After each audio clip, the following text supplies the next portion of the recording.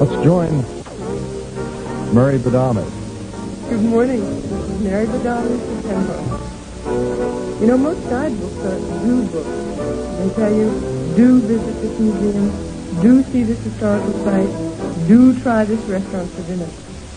But for the tourist, it's sometimes quite as important to know what not to do.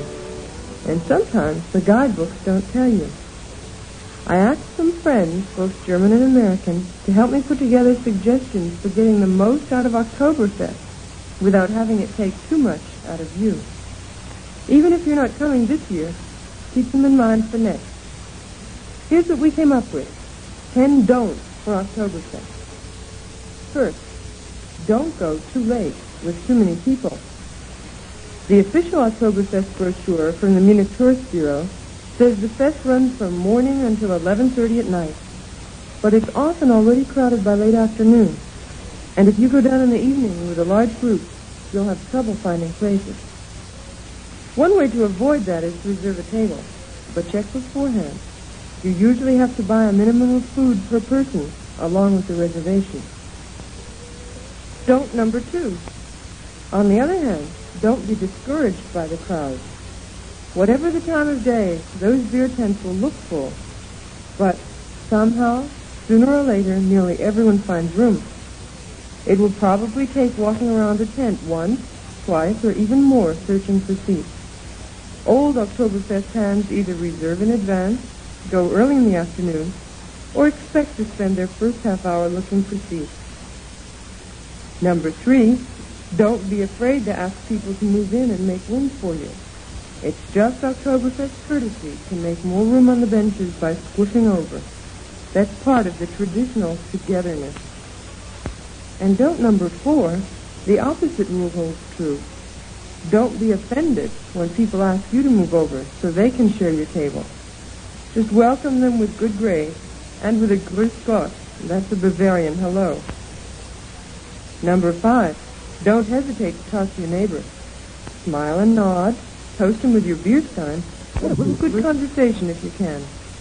Companionship, fellowship, and togetherness are some of the connotations of that word Gemütlichkeit, which characterizes the Oktoberfest attitude. One rule which doesn't apply here, don't talk to strangers. Please do talk to strangers and do enjoy the most out of Oktoberfest talking. Number 6, don't get too dressed up. It's true you'll see plenty of people wearing very attractive folklore-type costumes, but most visitors wear very comfortable clothes. Now that's simple self-protection. It's chilly at the fest, which means it often spills. Tables and benches are usually damp, and so are many of the visitors. Since you're likely to end up with some beer outside as well as inside, do wear something reasonably beer-proof. Don't number 7. Don't wear good nylon. The tables and benches are made of wood, and if you're gingerly avoiding snags all evening, or regretting the runs you just discovered, you won't enjoy the Oktoberfest. Don'ts number 8, 9, and 10. Don't drive.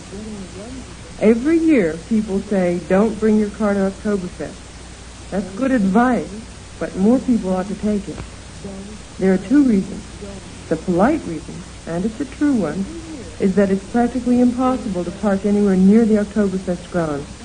Especially if you have an American-sized car, you'll have an awful time just getting through the streets nearby. But the other reason, which you don't hear said so much, is far more important. Let's face it, this is a beer fest. Now, the main idea is to enjoy yourself while drinking beer. But to coin a cliche, drinking and driving really don't mix. The odds are that you're going to leave the Oktoberfest with at least a small alcoholic glow, in addition to the glow of warmth and good fellowship. Now, that alcoholic glow is enough to make most of us a danger behind the wheel and put us in danger of failing blood alcohol tests. Even if you're perfectly okay to drive, many other people aren't. You'll be heading into some of the most dangerous traffic in the world, the happy drunks who are sure that they're okay. So figure out your route home via public transportation. It's not that hard in Munich. Put aside enough money for a taxi if you must. And even better for us in the military, check what time the military buses run.